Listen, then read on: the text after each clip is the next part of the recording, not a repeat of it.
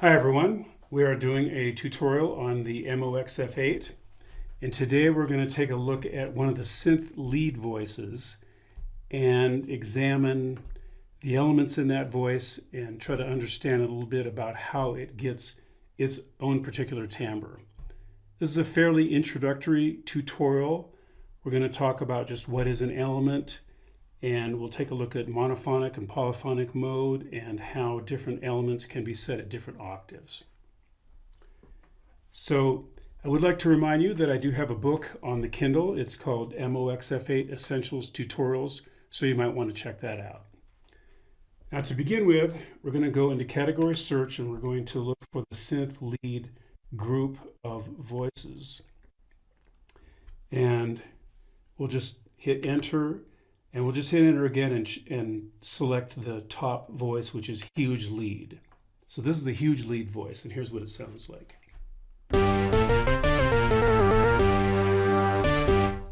So as you can tell, it is made of a couple of synthesizer waveforms, and it sounds like they're set like an octave apart. It gives it a little bit of the width there. By the way, I do have the effects turned off right now, insertion and system effects. That's why you're not hearing any reverb. So we're going to go into voice edit mode, and we're going to go into element mode. Now it's important to understand that in voice edit mode, there are two major menu hierarchies. One is common, and the common menu hierarchy is when you're going to set effects for the entire voice and any other global settings that impact the voice itself. When you hit one of these 8 buttons here, these are the element buttons, this puts you into voice edit mode for elements.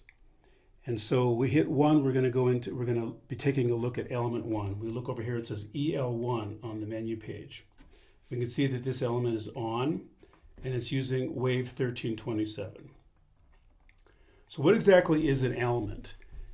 An element is basically a waveform and a number of other configuration settings around that. So any settings that you do to the particular element only affect that one particular wave for that element. Now when we take a look over here, we see that in this bottom row there are 3 buttons that are lit. This tells us that this voice has 3 active elements, and the other elements aren't used. So there's 3 waveforms that are playing in this voice. And if we can take a look at this a little bit further, if we were to select, say, element 4, so we go over here and it says EL4. And we can see that element 4 is off right now. So I'm going to hit increment to turn element 4 on. And then when we go back over here, we see that the button is now lit, telling us that the element is active. So if we wanted to add another element to this voice, that's how we would do it. I'll turn that off again. Now what we're going to do now is we're going to use the solo mode to listen to the individual elements. So we listen to element 1, sounds like this. Element 2, you can hear that's an octave lower. Element 3. And that is another octave lower. That's 2 octaves lower than element 1. So that's what we can do in solo mode. When we go back to mute mode, we can listen to any combination of the different elements. So I'm going to turn these 2 off. Here's element 1. This is element 1 and 2. Element 2. Element 2 and 3, element 1 and 3, and back to all 3 again. Okay, so we can see, and these are mutually exclusive. They toggle back and forth. You go into solo mode or mute mode. You can use those 2 modes to listen to the individual element sounds before you listen to all of them together layered to hear what they sound like. Now, where is the octave setting? Let's take a look at that. If we go to the pitch page, So we're in element mode. We're looking at element 1 right now. And we're on the main menu page right now is the oscillator page.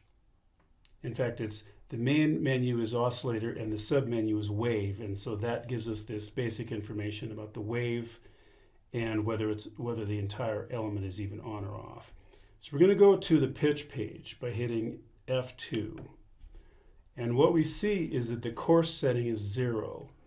That means that the note pitch of this particular element is correct. It's the same as what would be an acoustic piano.